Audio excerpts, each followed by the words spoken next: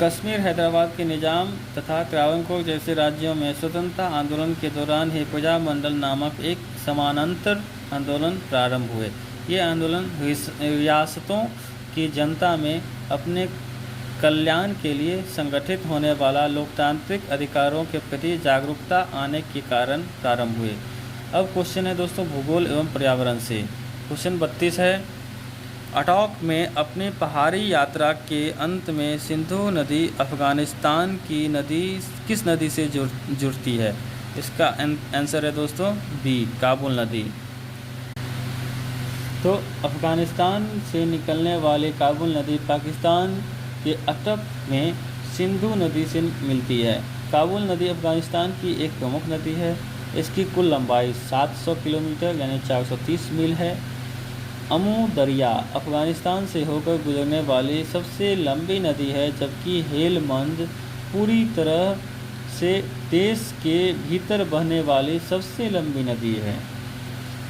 निम्नलिखित में से कौन सा विश्व में सुप्रचारित वन्य जीवन अभियान है जिससे वर्ष 1973 में शुरू किया गया था?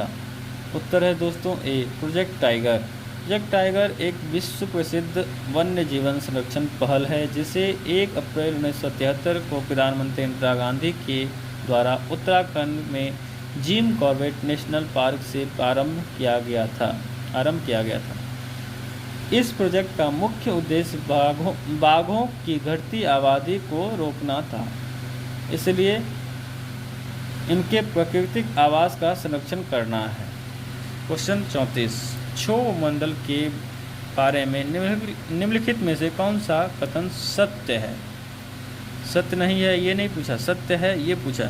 तो उत्तर है सी, इसकी औसत ऊंचाई 13 किलोमीटर है। क्षोभ मंडल की औसत ऊंचाई 13 किलोमीटर है।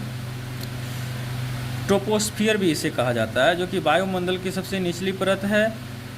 इस परत में प्रत्येक 165 मीटर की ऊंचाई और तापमान 1 डिग्री सेल्सियस घटता जाता है। इस परत की ऊंचाई लगभग औसत ऊंचाई 13 किलोमीटर है। समस्त मौसमी घटनाएं तथा जलवायु गतिविधियां इसी परत में होती है, अतः सत्य है ऑप्शन सी। पेंजिया से टूटे हुए दक्षिणी महाद्वीप को क्या कहते हैं? उत्तर है गोंडवाना लैंड।